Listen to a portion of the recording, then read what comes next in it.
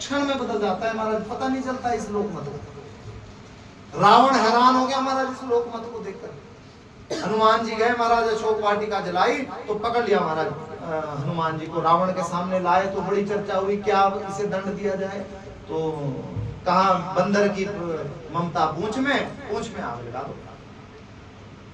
रावण ने कहा पूंछ में आग लगाओ, तो सब कह रहे हाँ हाँ महाराज पूंछ में, जितने लंकावासी थे हाँ हाँ महाराज पूंछ में लगा। और इतना ही नहीं महाराज, घी भी अपने घर से दे रहे हैं, वस्त्र भी अपने घर से दे रहे हैं। रहा न नगर वसन घृत तेला, महाराज सारी लंका में वस्त्र खत्म हो गए, तेल खत्म हो गया, घृत खत्म हो गया महाराज, सब बांध रहे हैं। और हनुमान जी लगे पूंछ बढ़ाने महाराज, कितना वस्त्र है लंका में, कितना घी है, कितना तेल है। और महाराज सबने वस्त्र लपेट दिए महाराज हनुमान जी की पूंछ में, सबने घी भी डाला, तेल भी डाला। और रावण से कहते हैं हाँ हाँ बिल्कुल ठीक कहा आपने, लगाओ इसकी पूंछ में आग। इतना ही नहीं महाराज, ढोल बजा रहे हैं, ताली बजा रहे हैं, लात और मारते हैं हनुमान जी को। हाँ हाँ महाराज, इसने अशोक वाटिका उजाड़ दी, आपके बेटे को अक्षय कुमार को मार दिया, मारो इसे, जला दो इसकी पूंछ, लगाओ आग। आग लगी, आग लगते ही लगे महाराज घर जलने। और लंका जलते जलते जब अपने घरों पर बात आई, लोकमत कैसे एक पल में बदल गया। जो लोग कहते थे मारो, आग लगाओ, लात मारते थे, वो कहते हैं हम तो पहले कहा, मैंने तो कहा पहले कि कपि नहीं होई वानर रूप धरे सुर कोई। अरे देवता है महाराज कोई वानर रूप धर कर, हमने तो पहले कहा है। पहले कहते थे मारो, आग लगाओ, घी भी घर से दे रहे हैं, वस्त्र भी घर से दे रहे हैं।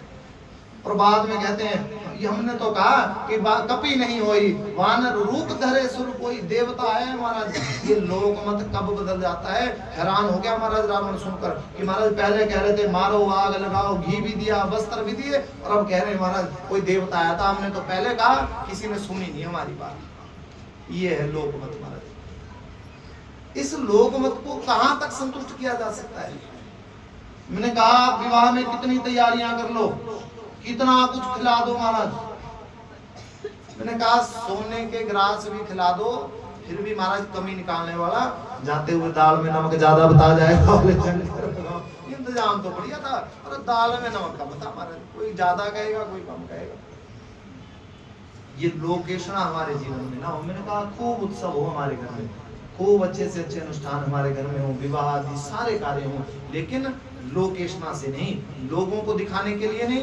लोकमत को हम आप कभी तृप्त नहीं कर सकते संसार में, ये लोकेशना है। दूसरी वितेशना, इस पर हमने खूब चर्चा की महाराज, धन की अंधी दौड़, इसमें हमें नहीं भागना है। और तीसरी सबसे प्रमुख पुत्रेशना, हम क्या ना रख जाएं बच्चों के लिए, कितनी संपदा ना रख जाएं, इस पुत्रेशना से भी हम आपको बचना चाहिए। उधर राजा हिमाचल मुक्त हस्त होकर दान कर रहे हैं, लेकिन धन्य है भगवान शिव के ये दर्शन, उस उमा महेश्वर के दर्शन, भगवान शंकर पार्वती के दर्शन हो रहे हैं। राजा जनक उपहार देते चले जा रहे हैं, उधर जैसे ही भगवान शंकर के दर्शन होते हैं, माँ गौरा के दर्शन होते हैं, जो उपहार मिला वो उपहार में शंकर भगवान के चरणों में रखते हुए सभी अपने घर को भजन करते हुए जा रहे हैं। 1 महीने तक बारात रुकी राजा हिमाचल के यहाँ, हमारे यहाँ।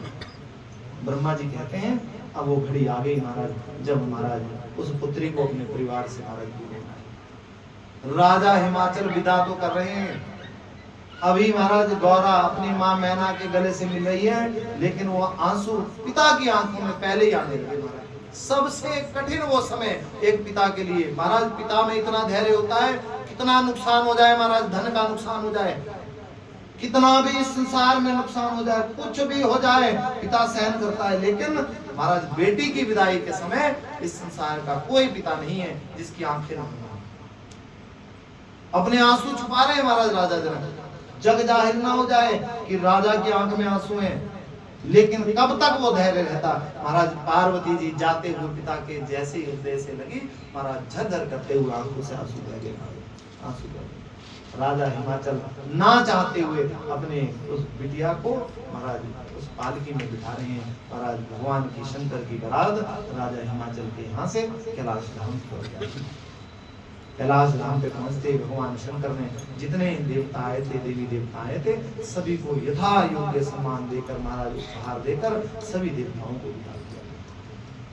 ब्रह्मा जी कहते हैं नारद 1000 वर्ष तक दोनों पति पत्नी ने तपस्या की है। शंकर पार्वती विवाह होते ही 1000 वर्षों तक तपस्या हुई महाराज। 1000 वर्ष व्यतीत हो गए तो ब्रह्मा जी कहने लगे नारद ऋषि भगवान शंकर महाराज पार्वती के साथ एक आसन पर बैठे हुए महाराज विहार महाराज शंकर भगवान उस पार्वती के साथ बैठे थे।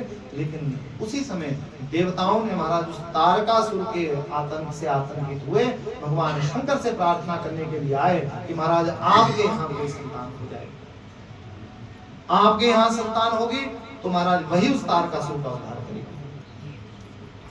ब्रह्मा जी कहते हैं कि जैसे ही देवताओं का आगमन हुआ इससे भगवती कोपित हो गई। अरे हमारे मिलन में तुमने बाधा उत्पन्न की है, श्राप देती हूं आज के बाद देवताओं की जितनी पत्नियां हैं उनके यहाँ संतान नहीं होगी। ये श्राप भगवती ने देवताओं को दे दिया। दुखी हुई भगवती महाराज अपने कक्ष में चली गई। उधर शंकर भगवान का ब्रह्म तेज स्खलित होता है। ये ब्रह्म तेज अब इसे कौन ग्रहण कर सकता है? देवताओं ने आपस में बात की। महाराज अग्नि देवता ने कबूतर का रूप धारण किया और उस ब्रह्म तेज को मुख में धारण कर लिया। इतना तेज उस ब्रह्म तेज में कि अब अग्नि देवता भी जलने लगे। भयंकर जलन हो गई महाराज अंतर मन में। महाराज उसे स्वीकार नहीं कर पा रहे हैं। जब अग्नि देवता कबूतर बने हुए उस ब्रह्म तेज को स्वीकार कर गए, छटपटाने लगे महाराज। सारे देवता महाराज उस अग्नि देवता को देख रहे हैं। धीरे धीरे धीरे वो छटपटात सभी देवताओं में हो गई। ऐसा ब्रह्म तेज भगवान भोलेनाथ का महाराज उस ब्रह्म तेज से सारे देवताओं का शरीर जलने लगा। महाराज गए नारद ऋषि की शरण में और नारद ऋषि से प्रार्थना करते हुए कहते हैं महाराज इस ब्रह्म तेज से हमारा शरीर जल रहा है, क्या करें, कैसे पीछा छुड़ाएं? नारद ऋषि ने कहा इस ब्रह्म तेज का वमन कर दो। इतना सुनते ही अग्नि देवता ने उस ब्रह्म तेज का वमन जैसे ही किया, ये ब्रह्म तेज विशालकाय पर्वताकार होता हुआ चला गया। लेकिन इन देवताओं की जलन शांत नहीं हुई। नारद ऋषि ने कहा जब तक ये ब्रह्म तेज गर्भ तक नहीं पहुंचेगा तब तक ये जलन शांत होने वाली नहीं है। देवता लोग नारद ऋषि की शरणापन्न हुए। महाराज आप ही बता दीजिए इस ब्रह्म तेज को हम कहां रखेंगे? कहा माघ मास में गंगा जी में स्नान करने के लिए जो सबसे पहले आए उसके गर्भ में इस ब्रह्म तेज को स्थापित कर देना। नारद ऋषि ने कहा तो अग्नि देवता इस ब्रह्म तेज को साथ लिए हुए उस गंगा जी के तट पर इंतजार कर रहे हैं। महाराज कौन सबसे पहले स्नान करने के लिए आया? ब्रह्मा जी कहने लगे, कहा सबसे पहले स्नान करने के लिए कोई आया तो सप्त ऋषियों की 7 पत्नियां। इन 7 पत्नियों ने उस गंगा जी में महाराज जैसे ही स्नान किया, महाराज अग्नि प्रज्वलित हुई महाराज। और उस अग्नि को देखकर इन 7 ऋषि पत्नियों में से 6 ऋषि पत्नियां कहने लगी कि इस आग को स्वीकार कर लेना चाहिए महाराज, आग ताप लेनी चाहिए। ये माघ का महीना है महाराज, ठंडे जल में हमने स्नान किया है, अब आग ताप लेनी चाहिए। अरुंधति जी ने कहा इस आग के निकट नहीं जाना चाहिए। लेकिन उन 6 ऋषि पत्नियों ने बात नहीं मानी। ब्रह्मा जी कहने लगे नारद जैसे उस अग्नि के निकट गई उस अग्नि को तापने लगी। इस अग्नि देवता ने वो भगवान शंकर का ब्रह्म तेज इन 6 ऋषि पत्नियों में महाराज जैसे ही गर्भ में वो ब्रह्म तेज चला गया, उस लाभ के लक्षण इस संसार में दिखाई देने लगे। तड़पने लगी महाराज, शरीर में जलन होने लगी। अब देवताओं के शरीर की जलन शांत और ये 6 ऋषि पत्नियां तड़पने लगी। क्या करें महाराज, ये कैसा ब्रह्म तेज है, ये कैसे लक्षण हमारे अंदर घटित हो रहे हैं? महाराज ध्यान लगाया, अरे अग्नि देवता ने शंकर भगवान का ब्रह्म तेज हमारे अंदर आरोपित कर दिया है। इस ब्रह्म तेज को ये ऋषि पत्नियां हिमालय के ऊपर जाकर महाराज पृष्ठ भाग में छोड़ दिया। जैसे ही ये ब्रह्म तेज का त्याग उस हिमालय के पृष्ठ भाग में हुआ, हिमालय दहकने लगा महाराज, आग लग गई महाराज हिमालय पर। हिमालय भी उस ब्रह्म तेज को स्वीकार ना कर सके। हिमालय ने उस ब्रह्म तेज को लिया और गंगा जी में छोड़ दिया। गंगा जी भी तड़प उठी महाराज, मानो महाराज उस गंगा जी में ज्वालामुखी प्रकट हो गया हो। इतनी तड़पती हुई गंगा जी ने 20 ज्यादा देर इस ब्रह्म तेज को स्वीकार नहीं किया। इस ब्रह्म तेज को गंगा जी ने लिया और सरकंडों की झाड़ियों में छोड़ दिया। ब्रह्मा जी कहने लगे महाराज उस सरकंडों की झाड़ी में जाते ही मार्गशीर्ष शुक्ल षष्ठी के दिन उस सरकंडों की झाड़ी में जाकर उस ब्रह्म तेज ने एक बालक के रूप में जन्म लिया। बड़ा नाद रोने का स्वर हुआ महाराज इस बालक का। ये और कोई नहीं, ये कार्तिकेय जी है। इस बालक को सबसे पहले रुदन किसी ने सुना, कहा विश्वामित्र जी ने सुना। विश्वामित्र